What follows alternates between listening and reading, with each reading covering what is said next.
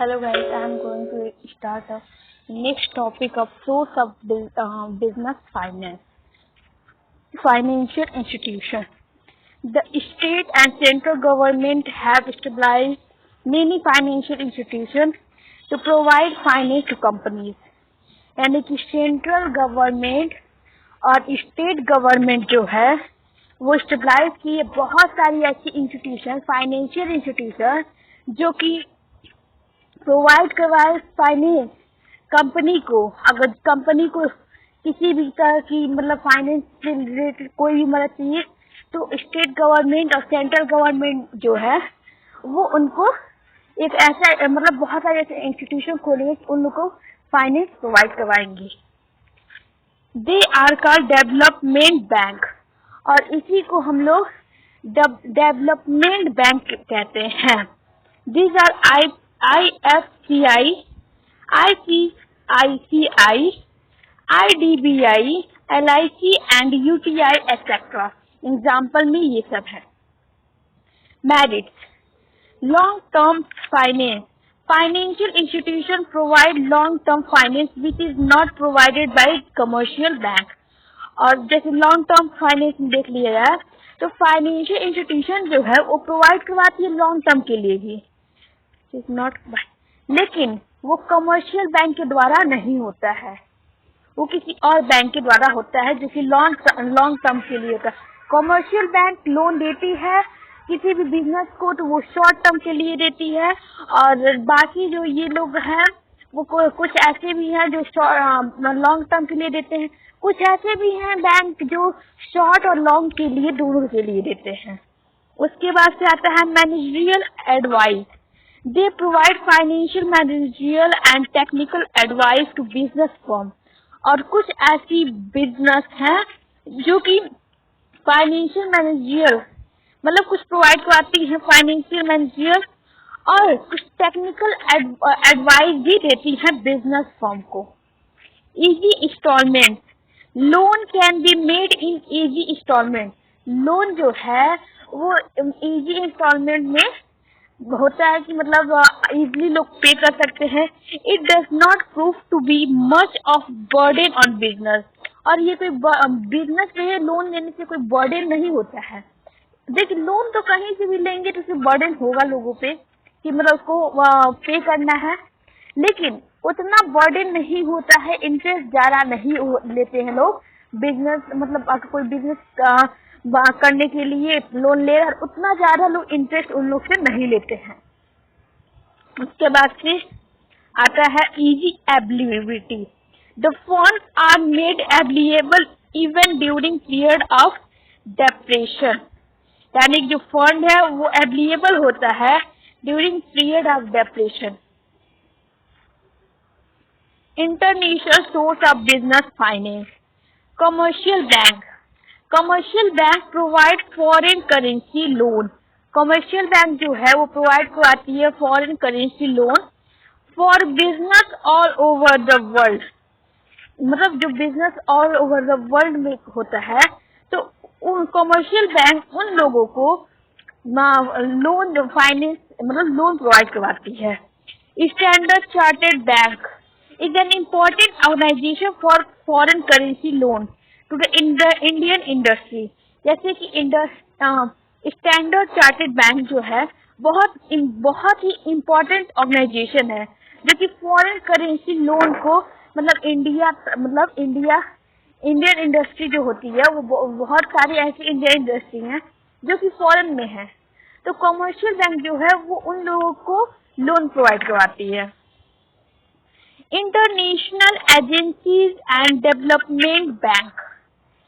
और number of international agency and development bank में बहुत सारे ऐसे इंटरनेशनल एजेंसी हैं और डेवलपमेंट बैंक हैं. जैसे कि एग्जाम्पल हो इंटरनेशनल मतलब फॉरेन कंट्री में बहुत सारे ऐसी इंटरनेशनल एजेंसी और डेवलपमेंट बैंक है, जैसे कि IFC, ADB provide long term loan. यानी कि ये सब जो है बैंक वो लॉन्ग टर्म के लिए लोन प्रोवाइड करवाती है. उसके बाद से आता है international capital market. GDR. When the local currency shares of a company are delivered to the depositor bank, यानी कि लोकल करेंसी जो है शेयर वो कंपनी को डिलीवर करती है डिपॉजिट करने के लिए बैंक में, which issues depositor receipt against share, जो कि इशू किया जाता है डिपॉजिट रिसीट जो कि शेयर के अगेंस्ट होता है। This receipt denominated in US dollar are called, यानी कि इस रिसीट को डोमिनेट किया जाता है यूएस डॉलर को, जो कि कॉल के द्वारा किया जाता है यूज। उसके बाद से आप कॉलर, उसी को हम लोग GDRS कहते हैं। Features of GDR. GDR can be listed and traded on a stock exchange of any foreign country other than America. GDR जो है वो लिस्ट की रहती है और trade off on stock exchange currency, यानी GDR जो है उसके पास पूरा लिस्ट होता है कि फॉरेन एक्सचेंज कितना चीज हुआ स्टॉक में, क्या क्या चीज फॉरेन मतलब अमेरिका तक मतलब गया है, क्या क्या फॉरेन ऐसी चीजें हैं जो एक्सचेंज हुई हैं स्टॉक में ले सकते हैं, तो उनके पास सारा ये लिस्ट होता है। GDR का पूरा फुल फॉर्म होता है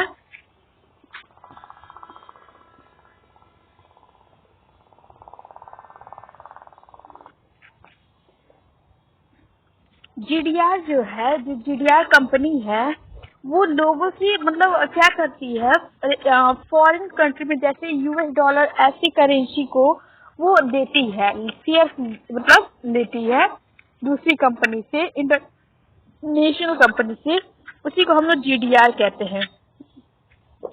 इट इज अ निगोटिएबल इंस्ट्रूमेंट, और ये निगोटिएबल इंस्ट्रूमेंट होता है।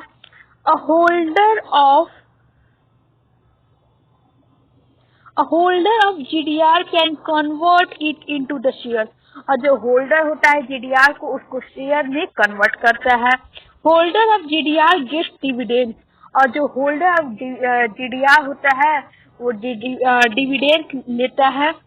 Holder of GDR does not have voting rights, इनके पास कोई भी वोटिंग राइट्स नहीं होती हैं।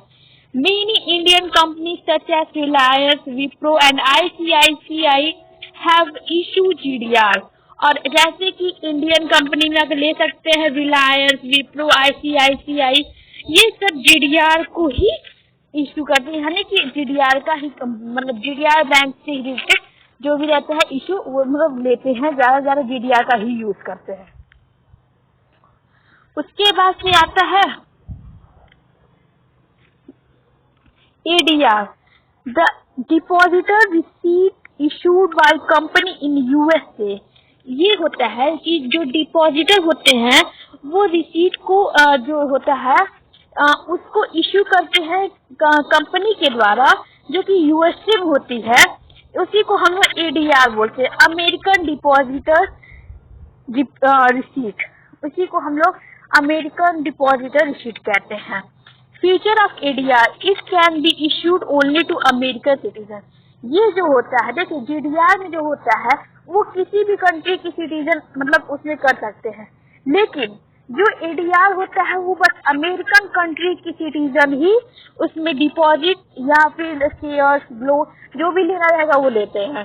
It can be listed and traded in American stock exchange, यानी कि जो अमेरिका में स्टॉक एक्सचेंज हुआ रहेगा, लिया जाएगा, उसी को ही बस ADR जो है वो उसी का बस क्या नाम है, उसी का बस लिस्ट रखा रहता है। वो इंटरनेशनल एक्सचेंज जो भी होंगे उसका लिस्ट उसके पास नहीं होता है।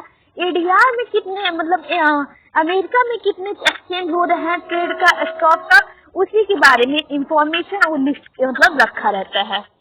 Indian company such as Infosys, Reliance issued ADR, और इन्फोसिस और रिलायंस बल्कि GDR और ADR दोनों करता है, लेकिन जो इंडियन कंपनी में अगर देखा जाए तो इन्फोसिस और रिलायंस जो होती है वो ADR को इशू करती हैं, लेकिन जो रिलायंस होता है वो ADR और GDR दोनों को इशू करता है। Differences between ADR and GDR, basis ADR and GDR listing only in American stock exchange, यानी कि अमेरिका में जो स्टॉक एक्सचेंज हुए रहेंगे उसी का बस एडीआर जो है लिस्ट किया रहेगा। लेकिन anywhere in the world less liquid, यानी कि अगर अमेरिका से जो एक्सचेंज हुआ रहेगा किसी भी जगह उसके बारे में जीडीआर जो है पूरा इंफॉर्मेशन दिया रहेगा। लिक्विडिटी मोर लिक्विड, और इसमें जो होता है लिक्विडिटी में एडीआर में मोर लिक्विड होता है और जीडीआर में less liquid. Share holder only American citizen, और इसमें शेयर होल्डर जो एडीआर में है वो बस अमेरिकन सिटीजन ही ले सकते हैं। Share holder all over the world citizen, और जीडीआर में कहीं भी किसी भी कंट्री से किसी वर्ल्ड में मतलब किसी भी कंट्री से सिटीजन जो है शेयर ले सकते हैं।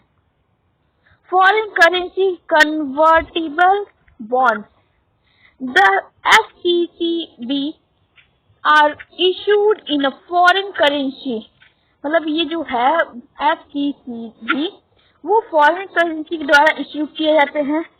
And carry a fix interest rate, और उन लोग का जो रहता है कैरी किए रहते हैं फिक्स इंटरेस्ट रेट, उनका जो इंटरेस्ट रेट रहता है वो फिक्स रहता है।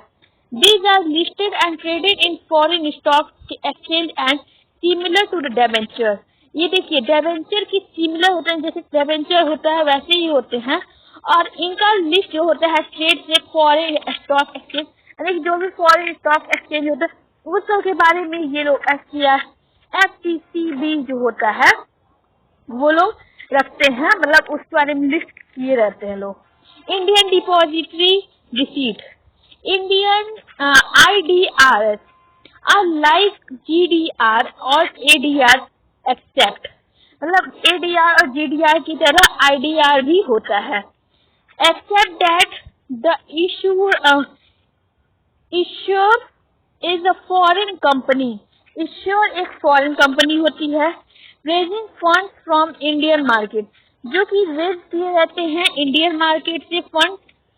IDR आर रूपी डोमिनेटेड, इसको IDR को हम लोग रूपी डोमिनेटेड कहते हैं, यानी जो लोग एक्सप्रेस करते हैं उसी को डोमिनेटेड कहते हैं। They can be listed on any Indian stock exchange, और वो लोग लिस्ट किए थे कोई भी इंडियन स्टॉक एक्सचेंज को। जैसे कि issue procedure of IDRs, issuing company foreign, overseas custodian bank, उसके बाद Indian depositor, Indian investor. Firstly a foreign company hands over the share to OCB, जो फॉरेन कंपनी होती है वो अपनी शेयर देती है OCB को।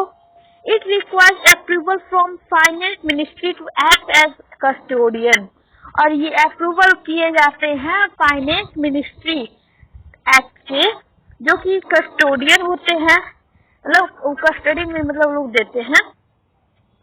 The OCB request ID to issue shares in the form of IDR, OCB request करती है कि ID जो है वो अब शेयर के वो फॉर्म हो, मतलब लिए जाए IDR से। The ID convert the issue which are in foreign currency into IDR and into Indian rupee, और उस आईडी को कन्वर्ट किए जाते हैं इशू करके फॉरेन करेंसी को इंडियन रूपी में IDR के द्वारा। Lastly the ID issues them to intending investors, और आईडी जो है वो इशू किए जाते हैं इंटेंडिंग इन्वेस्टर्स के द्वारा।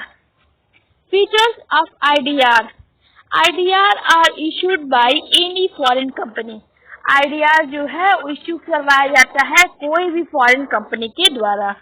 The IDR can be listed on any Indian stock exchange, IDR जो है लिस्ट करता है कोई भी इंडियन एक्सचेंज जो होता है उसको।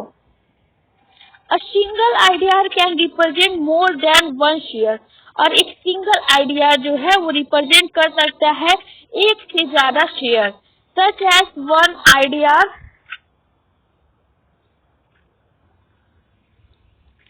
उसके बाद से आता है A single IDR can represent more than one share, such as one IDR 10 shares. यानी कि एक IDR जो है वो 10 शेयर्स मतलब करता है, एक IDR 10 शेयर्स मतलब लेता है, मतलब 10 शेयर करता है, और एक single IDR more than one share मतलब रिप्रेजेंट करता है। The holder of IDR have no right to vote in the company. और लेकिन जो IDR होल्डर होते हैं, मतलब ये लोग तो शेयर खरीदते हैं IDR, तो एक कंपनी, एक से नहीं बहुत ज्यादा मतलब शेयर खरीदते हैं, और लेकिन इसमें इनकी कंपनी में कोई राइट्स नहीं होती हैं, वोटिंग राइट्स कोई नहीं होती। वोटिंग राइट्स बोलते हैं मतलब वोटिंग राइट्स कोई नहीं होती हैं। द IDR आर इन रूपी डिनोमिनेशन। और जो IDR होते हैं उनकी जो रूपी होती है वो डिनोमिनेशन होती है। Advantages of IDR: it provides an additional investment opportunity to Indian investors for overseas investment। जो IDR होते हैं उनको एडिशनल इन्वेस्टमेंट जो है इन्वेस्टमेंट अपॉर्चुनिटी प्रोवाइड करवाई जाती है to Indian investors for overseas investment, ताकि इंडियन इन्वेस्टर को कि वो ओवरसीज यानी कि कंपनी के मतलब इंडिया के बाहर भी वो इन्वेस्टमेंट करें। It satisfies the capital need of foreign companies. और ये सेटिस्फाई करती हैं फॉरेन कंपनी को, कैपिटल देती हैं फॉरेन कंपनी को भी। It provides listing facility to foreign companies to list on Indian equity market. और वो मतलब फैसिलिटी भी देती हैं, और फॉरेन कंपनी का भी मतलब उनकी जो दिक्कतें रहती है वो भी सुनती हैं और लिस्ट करती हैं इंडियन इक्विटी मार्केट में। It reduces the risk of Indian investors who want to take their money abroad। और रिड्यूस करती है रिस्क इंडियन इन्वेस्टर का, ताकि वो चाहे तो वो अपना अब्रॉड से मनी ले सकते हैं, नहीं अब्रॉड में मनी दे सकते हैं। Intercorporate deposit. Intercorporate deposit are unsecured short term deposit. ये इंटरकॉर्पोरेट डिपॉजिट जो होता है unsecured term short term deposit होता है, made by one company with another company. और ये मेड किया जाता है वन कंपनी से अनदर कंपनी में। This deposit are essential broker deposit. और ये इसेंशियल होती है ब्रोकर डिपॉजिट के लिए, which need the involvement of broker. जो कि इसमें जो है इन्वॉल्वमेंट होता है ब्रोकर्स का। The rate of interest on their deposit is higher. और इसमें रेट जो होता है इंटरेस्ट का और डिपॉजिट का हाई होता है than that of bank and other market. मतलब अदर मार्केट से और बैंक से कंपेयर किया जाए तो। The biggest advantage of ICDS is that the transaction is free from legal hassles।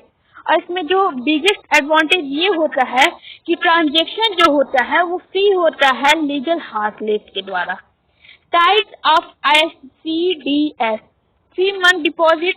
This deposit are most popular type of ICDS। ये deposit जो होता है मोस्ट पॉपुलर टाइप का होता है ICDS। This deposit are generally considered by borrowers to solve problem of short-term capital adequacy। यानी कि ये जो डिपॉजिट होता है वो जनरली कंसीडर किया जाता है बोरोवर जो उधार लेते हैं कि अगर सॉल्व हो मतलब कोई भी प्रॉब्लम हो शॉर्ट टर्म कैपिटल में, शॉर्ट टर्म कैपिटल लेने में, तो एडवोकेसी तो वो सब प्रॉब्लम सॉल्व करने के लिए ही होता है। The annual rate of interest for this deposit are is around 12%। और इसका एनुअल रेट ऑफ इंटरेस्ट होता है डिपॉजिट का वो 12% होता है। उसके बाद से आता है second 6 month deposit. It is usually made first class borrowers. ये जो होता है फर्स्ट क्लास बोरोवर्स के लिए होता है। ये यूजुअली फर्स्ट क्लास बोरोवर्स के लिए होता है। The annual rate of interest for this deposit at around 15, इसका एनुअल रेट जो होता है डिपॉजिट का वो 15% होता है। Call deposit, the deposit can be withdrawn by the lander on a day notice. ये लैंडर जो है वो कॉल डिपॉजिट में ये होता है कि जो डिपॉजिट है तो वो विड्रॉ कर सकते हैं लैंडर के द्वारा, लेकिन इसमें ये होता है कि नोटिस एक दिन पहले दी जाती है। The annual rate of interest on call deposit is around 10%। और इसमें एनुअल रेट होता है इंटरेस्ट का वो 10% का होता है।